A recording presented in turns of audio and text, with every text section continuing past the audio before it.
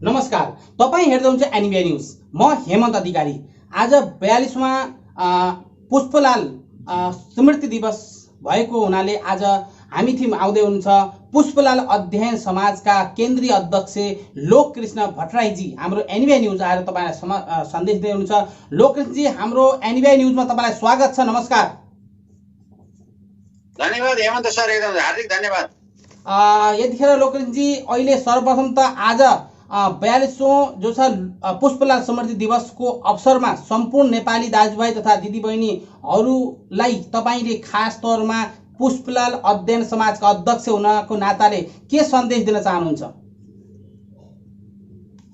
मैले सम्पूर्ण नेपाल कम्युनिस्ट पार्टीका संस्थापक महासचिव, जसले पुष्पलालले नेपालमा चाहिँ संयुक्त जनआन्दोलनको माध्यमबाट काङ्ग्रेस कम्युनिस्ट एकता सबै दलहरूको राष्ट्रिय सहमतिबाट चाहिँ नेपालमा चाहिँ प्रजातन्त्र पुनर्बहाली र त्यो प्रजातन्त्र पुनर्बहाली पछि चाहिँ तपाईको चाहिँ जनताको घाँस बाँस कपास शिक्षा स्वास्थ्य र रोजगार यी सबै कुरा चाहिँ र समाजवाद उन्मुख अर्थव्यवस्थामा जाने जुन कमरेड पुष्पलालको कल्पना हो, उहाँले जुन पहिलो 2006 सालमा घोषणापत्र जारी गर्नुभयो, नेपालमा चाहिँ नयाँ जनवादी गणतन्त्र नेपालको चाहिँ विकास हुँदै समाजवादमा जाने जुन घोषणापत्र जारी गर्नुभयो, त्यो नै सबभन्दा ठुलो चाहिँ युगको मूल्याङ्कन हो।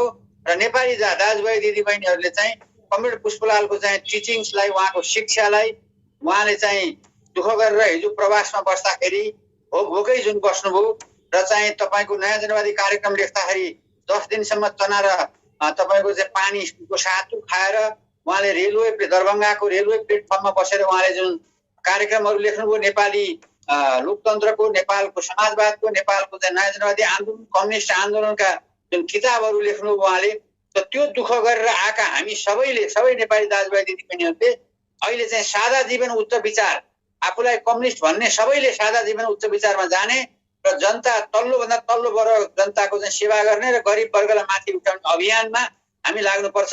र उहाँको स्मृतिको सन्दर्भमा म सम्पूर्ण नेपाली दाजुभाइ दिदीबहिनीहरूलाई बाँकी जुन विकृति विसङ्गति छन् नेपाल राष्ट्रभित्रका भ्रष्टाचार, अन्याय, अत्याचार र दुराचार जुन बाँकी छन् र हिजो राजाको व्यवस्थाको जुन इकोनोमिक कल्चर हो, त्यही कल्चर आज 30 वर्षसम्म छ र नयाँ आर्थिक व्यवस्थाको निर्माणको लागि किसानहरू सबभन्दा बढी कृषि क्रान्ति कमरेड पुष्पलालले जोड दिनुभएको कृषि र ऊर्जामा सम्पूर्ण बजेट, जस्तो अहिले 13 खरबको बजेट छ, 13 खरबमा 3 खरब कृषि, 3 खरब ऊर्जा, 3 खरब स्वास्थ्य र चाहिँ शिक्षा, 9 खरब अनि प्रशासनमा बाँकी हो। यो पर्सेन्टेजका आधारमा चाहिँ बजेट छुट्याएर कृषि क्रान्ति नगरिकन, उत्पादन नगरिकन राष्ट्र आत्मनिर्भर हुँदैन भन्ने उहाँको जुन कमरेड पुष्पलालको शिक्षा हो, त्यो शिक्षा चाहिँ सबै कम्युनिस्टहरूले लिउन्, हामी सबैले लिउँ। सत्तामा भएका, विपक्षमा भएका, सबैतिर सडकमा भएका सबै कम्युनिस्टहरूले उहाँको शिक्षा लिनुपर्छ र लोकतान्त्रिक आन्दोलनका नेपाली काङ्ग्रेसका साथीहरू र सबै जति पनि अरू पार्टीका साथीहरू छन्, यी सबै साथीहरूले राष्ट्रिय सहमति गरेर चाहिँ नेपालको चाहिँ उत्पादन आन्दोलनलाई अगाडि बढाउने र आत्मनिर्भर अर्थतन्त्रको विकासमा अघि बढ्नुपर्छ भन्ने भावना हामीले सम्झौँ। यही मेरो सबै नेपाली दाजुभाइ दिदीबहिनीलाई अनुरोध छ। हजुर लोककृष्णजी, अहिले खास तौरमा यो 42औं पुष्पलाल स्मृति दिवस आज मनाइरहेको बेलामा तपाईँको खास तौरमा यो पुष्पलाल अध्ययन समाजले के कसरी मनाउँदैछ र तपाईँलाई जो छ कसरी उहाँलाई तपाईँहरूले याद गर्नुभएको छ? अब उहाँ हाम्रो चाहिँ नेपाली जनताको महान नेता हो र चाहिँ उहाँ लोकतान्त्रिक आन्दोलनको पनि चिन्तक हो। उहाँकै थेसिस अनुसार नेपालमा लोकतन्त्र गणतन्त्र सबै आयो र तपाईँको चाहिँ हिजो जनयुद्धमा लागेका साथीहरू पनि शान्तिपूर्ण जनआन्दोलनको माध्यममा आएर अहिले चाहिँ नेपालमा चाहिँ एउटा लोकतान्त्रिक व्यवस्था छ र यसलाई चाहिँ अब यो चुनावमा धेरै पैसा खर्च गर्ने परिपाटी छ। यो संविधान संशोधन गरेर तपाईँको चाहिँ राज्यले नै चुनावमा खर्च गर्ने जुन परिपाटीको नयाँ किसिमको ऐन ल्याएर चाहिँ यो लोकतन्त्रलाई चाहिँ समाजवाद उन्मुख बनाउनुपर्छ भन्ने भावना हाम्रो हो र पुष्पलाल अध्ययन समाजले त्यतातिर सबै दललाई चाहिँ ध्यान आकर्षण गराएको छ। र आज उहाँको चाहिँ शालिग उहाँ चम्पादेवी माल्यार्पण भयो र भोलि हामी पुष्पलाल अध्ययन समाज तर्फबाट नेपाल ल क्याम्पसमा उहाँको एउटा चाहिँ कोभिड-19ले गर्दा अब धेरै मान्छे बोलाएर चाहिँ यो अवस्थामा चाहिँ गाह्रो भएको हुनाले हामी कार्य समितिका सदस्यहरू चाहिँ भोलि ल क्याम्पसमा उहाँलाई माल्यार्पण गरेर चाहिँ सम्मान गर्दैछौँ। लोकेनजी, पुष्पलाल खास तौरमा भारत प्रवासबाट नै राजनीति गर्नुभयो र भारत प्रवासमा आएको कर्मभूमि पनि रह्यो र अन्तिम विदाई पनि उहाँले भारतमा जो बिताउनु भयो र उहाँको जो छ सतीगति पनि भारतमै भयो र अहिले जो छ हामीले यतिखेर वास्तवमा भन्दाखेरि उहाँकै नेतृत्वमा जो अहिले चलेको छ नेपाल कम्युनिस्ट पार्टी नै सरकारमा छन् भनी पुष्पलालजीको विचार धारामा नचलेको र उनको सपना पुरा नभएको देखिन्छ। यस विषयलाई तपाईँको विचार के छ? अब यसमा के छ भने मैले चाहिँ पटक पटक भन्दै आएको छु, अहिले नेपालका नेताहरू, सत्तारूढ पार्टीका नेता, अहिले केपी ओलीजी जो प्रधानमन्त्री हुनुहुन्छ, प्रचण्डजी पार्टी अर्को दुईटा अध्यक्षमा एउटा अध्यक्ष हुनुहुन्छ र भूतपूर्व प्रधानमन्त्री माधव नेपालजी अहिले पुष्पलाल प्रतिष्ठानको अध्यक्ष हुनुहुन्छ।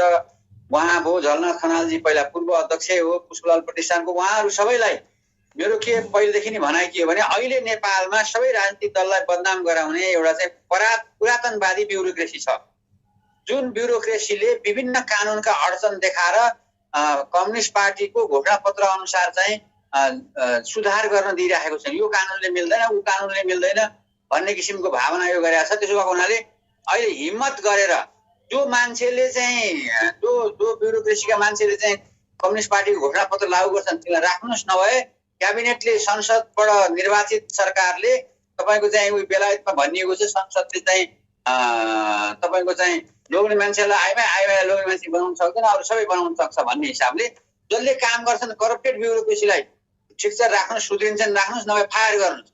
जस्तो बिहारमा नीतिश कुमारले गरे, फायर गरे, त्यहाँ त्यत्रो ठुलो आन्दोलन। अहिले स्वरो अफ इन्डिया भन्ने चाहिँ बिहार अहिले चाहिँ गोल्ड अफ इन्डिया, अहिले अरू अरू प्रान्तले बिहारबाट चाहिँ तपाईँको चाहिँ पैसा सापट लिएर विकास गरिरहेका छन् भनेपछि हामीले त्यहाँबाट पनि सिक्नुपर्छ भन्ने कुरा चाहिँ मैले भनेको छु र यतातर्फ ध्यान आकर्षण गरेका छु। सायद ध्यान जाला र अरू सबै लेफ्टिस्टहरू इन्क्लुडिङ वैद्य, मोहन विक्रम, विप्लव सबैलाई एक ठाउँमा ल्याउने र नेपाली काङ्ग्रेस लगायत राजा पनि पार्टी खोलेर आउँछन् भने यी सबैलाई राष्ट्रिय सहमति गरेर चाहिँ नेपालको कायापलट विकास र अर्थतन्त्रको विकासमा जानलाई चाहिँ हामीले चाहिँ त्यो कुरो भनेका छौँ र यदि उहाँहरूले गर्छौँ भन्नुभएको छ, गर्नु भएन भने नेपाली जनता फेरि आन्दोलित हुन्छन् र पुष्पलालको विचारलाई लागू गरेरै छोड्छन्। हेमन्त सर, लोकेनजी, यतिखेर वास्तवमा हेर्ने हो भने राजा हुँदाखेरि जब तपाईँको बहुदल आउनुभन्दा पहिल्यै तपाईँहरू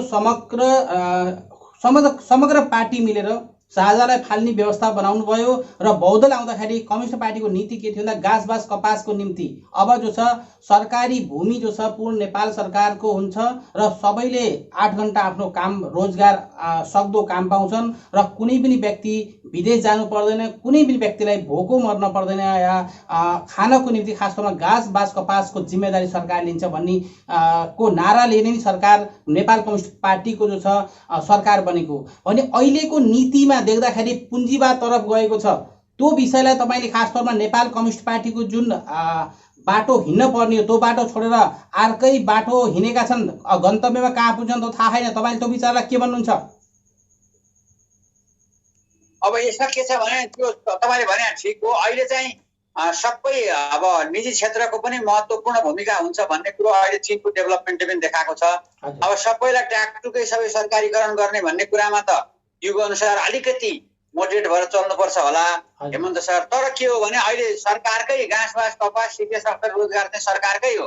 अहिले पुँजीवादी देशमा पनि युरोपियन पुँजीवादी कन्ट्रीमा यो सबै चाहिँ तपाईँको चाहिँ सरकारले जिम्मा लिएको छ र अहिले जुन अब यो जुन नेपाली जनताले भोट दिएका हुन् अब त्यसमा चाहिँ त्यसलाई सुधार गर्ने र गाँसबास कपास शिक्षा स्वास्थ्य रोजगारतिर चाहिँ समाजवाद उन्मुख बाटोमा जानलाई तपाईँको चाहिँ विभिन्न कानुनहरू बाधा र अडचन आइरहेका छन् र फेरि प्रतिपक्षमा चाहिँ नेपाली कङ्ग्रेस चाहिँ तपाईँको पुरै बिपीको समाजवादी लाइनमा भइदिएको भए सजिलो हुन्थ्यो।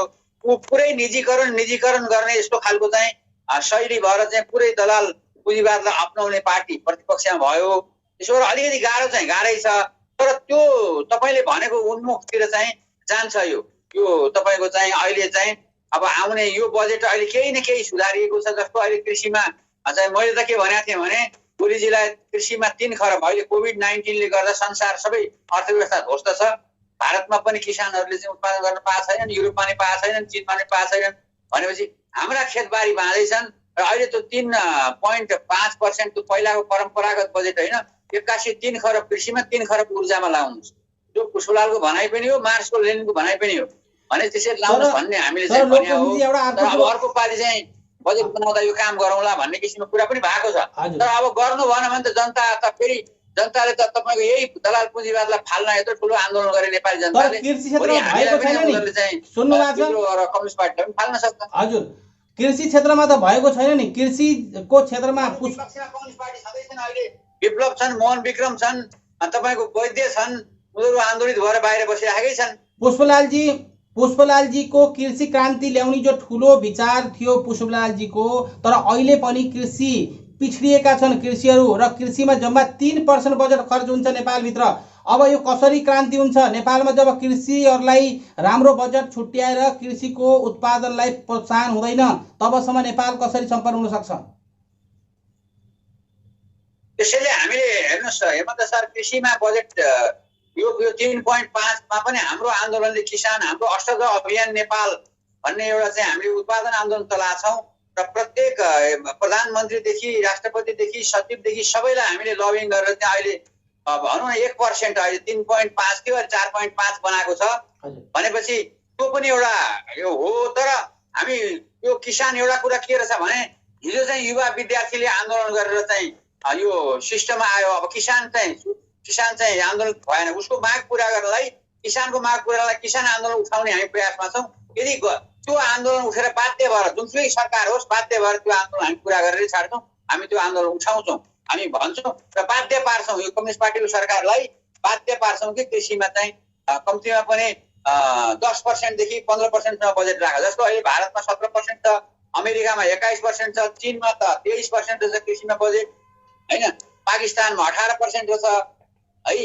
त्यसो चाहिँ कृषिमै बजेट बढाउनुपर्छ भन्ने हाम्रो अभियान हो। र अहिले नेपाल कम्युनिस्ट पार्टीका सबै धेरै जसो कार्यकर्ताले यो कुरा चाहिँ नेतालाई भेटेर भनिरहेका छन् हेमन्त सर।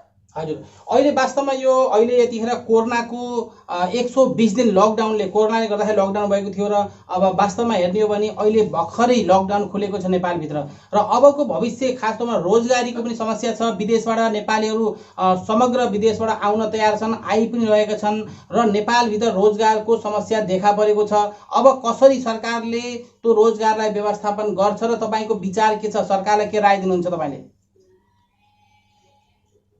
रोजगार त मैले नै भनेको, कृषिमा यदि लगानी गर्ने हो, कृषिमा बजेट बढाउने हो भनेदेखि सजिलै रोजगार दिन सकिन्छ। अब तपाईँलाई मैले एउटा कुरा भनौँ, जस्तो अहिले चाहिँ चीनमा चाहिँ बङ्गुरको मासु निकासी तपाईँको डेनमार्कबाट हुन्छ, जर्मनबाट हुन्छ, भियतनामबाट हुन्छ, थाइल्यान्डबाट हुन्छ, अनि त्यसपछि आएर चाहिँ तपाईँको चाहिँ अरू युरोपियन देशहरूबाट हुन्छ। चाइनिजहरू धनी भइसके र उनीहरूको त्यहाँ चीनमा चाहिँ 1500 रुपियाँ नेपाली रुपियाँ किलो बङ्गुरको मासु रहेछ।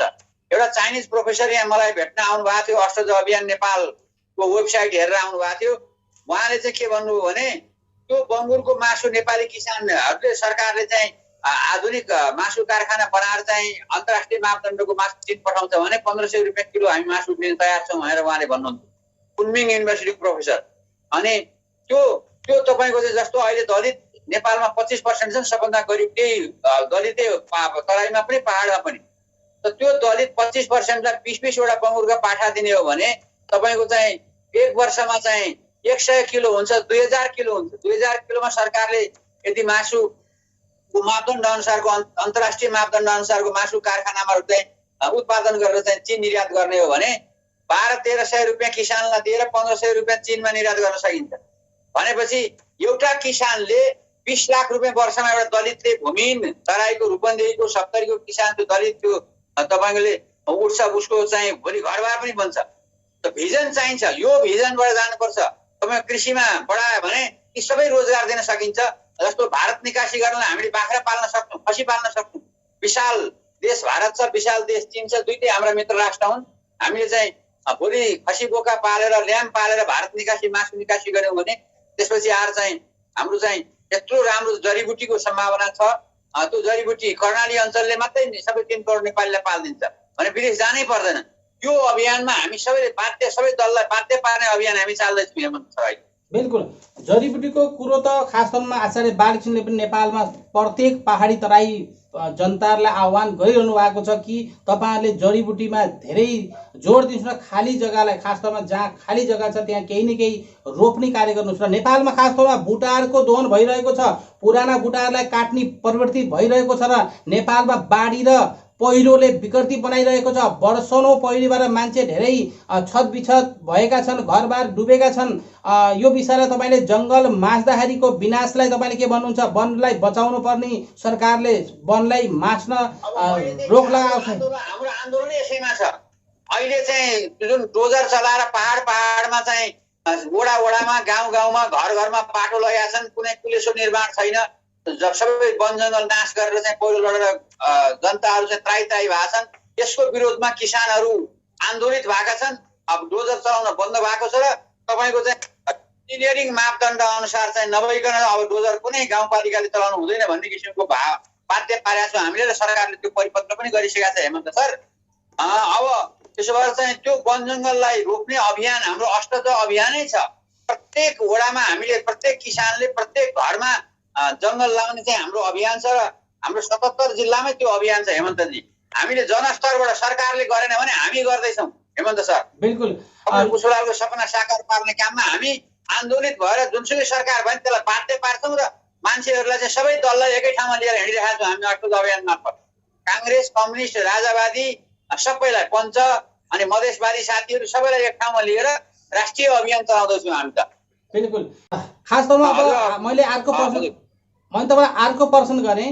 नेपालमा कृषि उत्पादनको उचित व्यवस्थापन पनि नभएको देखिएको छैन। एक तरफ तरकारी खराब भएर फालिएको छ, खेरा गएको छ नेपालभित्रका तरकारी, र अर्को तर्फबाट काठमाडौँमा शिकायत छ कि विदेशी विष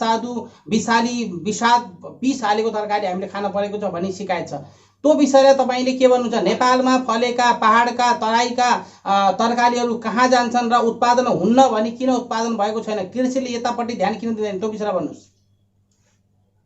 अहिले हामीले चाहिँ के गरेका छौँ भने सरकारलाई बाध्य पारेर चाहिँ किसानको तरकारी चाहिँ नेपालका किसानको तरकारी किन्ने अनि त्यसपछि अफू भए मात्रै छिमेकी देशबाट ल्याउने भन्ने कुरामा चाहिँ बाध्य पारेका छौँ।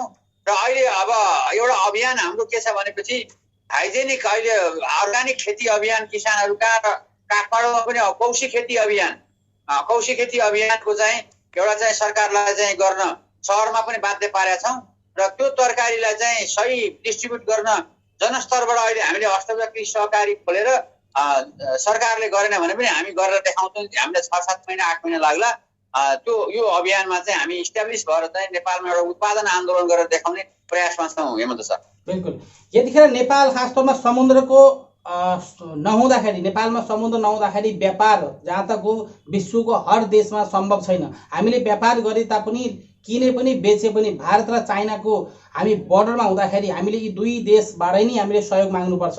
र भारतमा अहिले खास तौरमा धेरै जहाँ तक हो हाम्रो मित्र राष्ट्रको साथसाथ भाइको नाता बनेको नाता अहिले खराब बनेको छ भन्ने खबर पनि सामाजिक सञ्जालमा सुनिरहेका छौँ।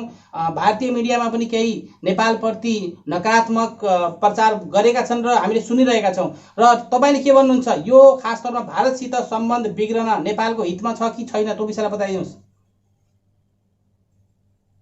हाम्रो कुनै राष्ट्रसँग पनि नेपाल जस्तो चाहिँ हामी एउटा चाहिँ हामी तटस्थ राष्ट्र हौँ। असंलग्न आन्दोलन हाम्रो चाहिँ हाम्रो चाहिँ अभिष्ट हो र भारत र चीन हाम्रा दुईटै छिमेकी राष्ट्र हौँ। त्यसमा पनि भारत हाम्रो चाहिँ छिमेकी पनि हो र हाम्रो अब कल्चर पनि मिल्छ र चीनसँग पनि उत्तरी जनताको कल्चर मिल्छ।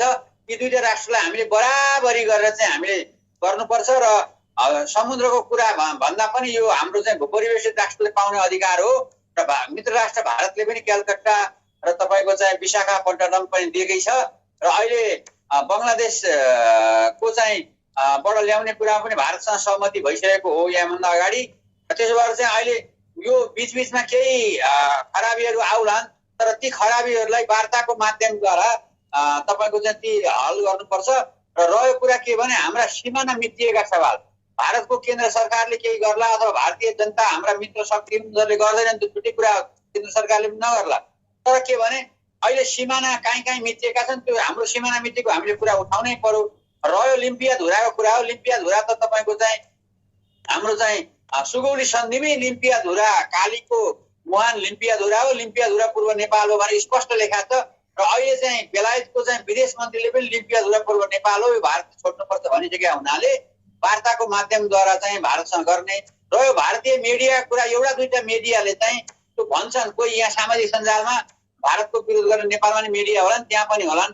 ती मिडियाका कारणले चाहिँ भारत नेपालको सम्बन्ध बिग्रदैन, हाम्रो जनस्तरको सम्बन्ध छ। जस्तो अब अहिले भनौँ न पुष्पलालकै बारेमा हामीले भारतमा त्यत्रो वृत्तचित्र बनाउन गयौँ र त्यहाँ चाहिँ डीपी त्रिपाठीले के भन्नुभएको थियो भनेपछि Pushpalal is not only the leader of communist movement but also the leader of democratic movement. Pushpalal is not only the democratic leader of Nepal but also the whole leader of whole South Asia. He is also leader of Indian people, our leader. DP त्रिपाठीले, हरिकिशन सिंह सुरजीतले हैन त्यसरी चाहिँ भन्ने कुरा उहाँले भन्नुभएको छ। र भनेपछि हाम्रो यस्तो जनस्तरको सम्बन्ध छ क्या। एउटा दुईटा चाहिँ तपाईँको चाहिँ कहिलेकाहीँ आगो नठोसी पनि बल्दैन, कहिलेकाहीँ त्यो ठोस्दा केही यताउता होला। तर हाम्रो सम्बन्धलाई भारत र चीनसँग हाम्रो घनिष्ठ सम्बन्ध छ र हामी नेपालले पनि भारत र चीनको पनि राम्रो सम्बन्ध होस् भन्ने कामना गर्छौँ। र नेपालले संसारमा सबै राष्ट्रसँग अमेरिका, भारत, चीन, बेलायत त पुरानै र हाम्रो राष्ट्र पुरानै हामीले चिनेको राष्ट्र भइहाल्यो। उसमा लडाइँ पनि हामीले गऱ्यौँ। धेरै ठाउँमा हाम्रो हार्नु पर्नु नभएदेखि हामी चाहिँ किल्लादेखि टिस्टादेखि काँगडासम्म हाम्रो नेपाल थियो, गङ्गा नदीसम्म नेपाल थियो। हामीले सुगौली सन्धिसम्म हार्नु पर्नु पनि हाम्रो मित्र भइराखेकै छ। फ्रान्स हाम्रै मित्र हो र विशेष गरी छिमेकी राष्ट्रसँग चाहिँ हो। र अहिले चाहिँ भारत र चीनको पनि इकोनोमिक आर्थिक विकासको लागि उनीहरूको चाहिँ मेलमिलाप भइरहेको छ। र हामी चाहिँ नेपालले चाहिँ भारत यो ठुला दुईटा राष्ट्रका महान जनताहरू छन्, ती जनताहरूको बिचमा हामी छौँ। र त्यो जनस्तरमा हामीले यहाँ गरेको उत्पादन दुईटै राष्ट्रमा हामीले निकासी गर्यौँ भनेपछि हामी चाहिँ युरोपभन्दा माथि पुग्छौँ। यो अभियानमा हामी छौँ। हेमन्त बिल्कुल। अहिले खासमा लोकनजी अब भारत प्रवासमा बसेका धेरै चाहिँ पुष्पलालजीलाई मान्छन् र मान्ने पनि छन् भने अहिले उनीहरू खासमा हासियामा परेका छन्। पार्टीले उनलाई नहेरेको अवस्था छ भने भारत प्रवासका जनतालाई र भारत प्रवासमा रहेका धेरै वर्ष लेबी चन्दा तिरेर बसेका पार्टीका सदस्यता ग्रहण गरेकालाई तपाईले के भन्नुहुन्छ? उहाँहरू एकदम भोलि नेपालको साँच्चै भन्नुहुन्छ भने नेपालको निरङ्कुश राजतन्त्रको विरुद्ध भारतमा बसेका प्रवासी नेपालीहरूकै साँच्चै भन्नुहुन्छ भने 60% होइन 70% योगदान छ हेमन्त सर। किनभने त्यहाँ बसेर तपाईँको चाहिँ नेपालमा त्यहाँको चाहिँ अर्निङ गरेर त्यहाँ सङ्गठन गरेर नेपालभित्र सङ्गठक पठाएर अनि राजतन्त्रको विरोधमा यहाँ चाहिँ पञ्चायत निरङ्कुशताको विरोधमा अनि अहिले चाहिँ तपाईँको माओवादी जनयुद्धमा पनि तपाईँको धेरै जसो चाहिँ भारतमाबाट आएका चाहिँ धेरै प्रवासी नेपालीहरू नै छन् त्यहाँ अहिले माओवादी आन्दोलनमा हेर्दाखेरि। र उहाँहरूले पनि यति ठुलो योगदान गर्नुभएको छ। हामी नेपालले त उहाँ भारतमा बसेका सम्पूर्ण प्रवासी नेपालीहरूलाई चाहिँ नमन गर्नुपर्छ, यहाँको नेतृत्वले पनि नमन गर्नुपर्छ। र उहाँहरूको चाहिँ सुविधा, उहाँहरूको चाहिँ त्यहाँ बस्न अप्ठ्यारो भयो भने नेपाल आउनु नभएदेखि भारत सरकारसँग कुरा गरेर प्रवासी नेपालीहरूको हितमा चाहिँ बाध्य भएर उहाँहरूको हितमा काम गर्नुपर्छ। र हाम्रो चाहिँ नेपालभित्र रहेका सम्पूर्ण नेपालीहरूले भारत प्रवासमा रहेका हाम्रा मित्र जुन प्रवासी नेपालीहरू छन् उहाँहरूलाई वास्तवमा नमन गर्नुपर्छ। र नेपाली जनताको हक अधिकार बहालीका लागि मैले भनिसकेँ 70% चाहिँ योगदान चाहिँ भारत प्रवासमा रहेका नेपालीहरूको छ। रोकिनजी, अब लास्ट क्वेसनमा हामी प्रश्नमा गइयो। अब विश्वमा रहेर छरिएर बसेका नेपाली दाजुभाइ खासमा भारत लगायत तमाम देशमा बस्नु भएको छ। कोही नोकरी पेसामा हुनुहुन्छ, कोही नोकरी छुटेर बस्नुभएला, कोही स्वदेश फर्कनको आशमा बस्नुभएला, समग्रलाई समेटेर तपाईँले सन्देश दिनुहोस्। अब सबै नेपाली दाजुभाइ दिदीबहिनीहरूलाई म के भन्छु भने हाम्रै नेपालमा वास्तवमा नेपालको चाहिँ प्रकृति यस्तो हो। यो वास्तवमा हामीले नजानेर हो। यो चाहिँ तपाईँको चाहिँ शिवको देश हो, बुद्धको देश हो, जनकको देश हो, यलम्बरको देश हो, त्यसपछि अंशुवर्माको देश हो र हाम्रो चाहिँ के अरे पाणिनि ऋषिको धन्वन्तरी ऋषिको देश हो, भृगु ऋषिको देश हो, व्यासको देश हो।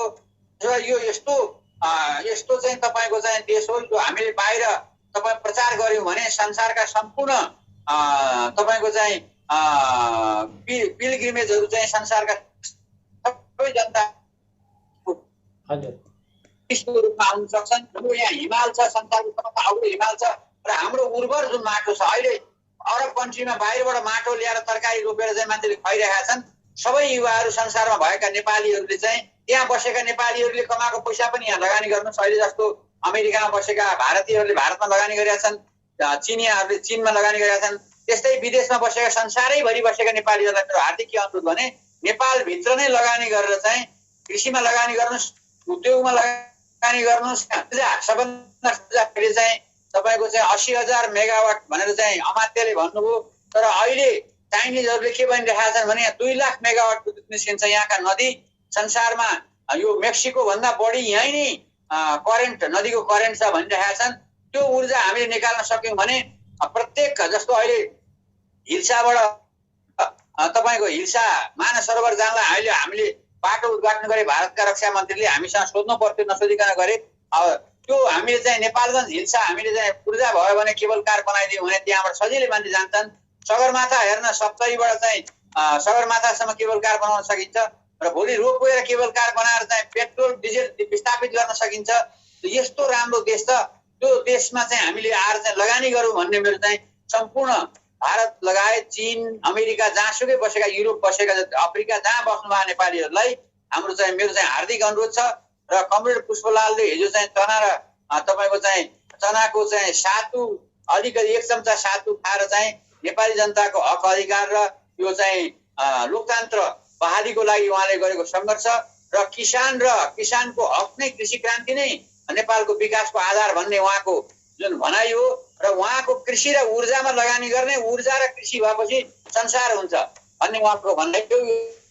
त्यो भनाइ सम्पूर्ण विदेशमा रहेका नेपाली दाजुभाइ दिदीबहिनीहरूले जति कमाउनु भएको छ नेपालमा लगानी गर्नुहोस् र त्यो लगानी भएपछि रोजगार पनि मिल्छ र तपाईँहरू सबै नेपालमा आएर पनि पुग्छ। 3 करोड के 3.5 करोड 4 करोड 5 करोड नेपालीसम्मलाई नेपालमा रोजगार हुन सक्छ। हामीले सिस्टम मिलाएर जान सक्नु पर्यो र उत्पादनमा जान सक्नु पर्यो। हामीले चाहिँ जडीबुटी र कृषिबाटै हामीलाई रोजगार मिल्छ। यही नै मेरो हार्दिक अपिल छ हेमन्त सर। बिल्कुल। यहाँ लोककृष्ण भट्टराईजी हुनुहुन्थ्यो, पुष्पलाल अध्ययन समाजका केन्द्रीय अध्यक्ष र हाम्रो एनबिआई न्युजमा आएर तपाईँलाई सन्देश दिनुभयो। उहाँलाई फेरि बोलाउने बाचा गर्दै अहिले हामीले बिदा लिन्छौँ। हाम्रो एनबिआई न्युजमा आएर तपाईँले सन्देश दिनुभयो, यसको लागि धेरै धेरै धन्यवाद। नमस्कार। नमस्कार हेमन्तजी, मेरो पनि हार्दिक नमस्कार। अब दिल्ली आइयो भने हजुरलाई भेट्छु। नमस्कार। Subscribe to our channel by clicking the subscribe button. Click the bell button and enjoy the latest uploads from our channel. Subscribe to our channel by clicking the subscribe button. Click the bell button and enjoy the latest uploads from our channel.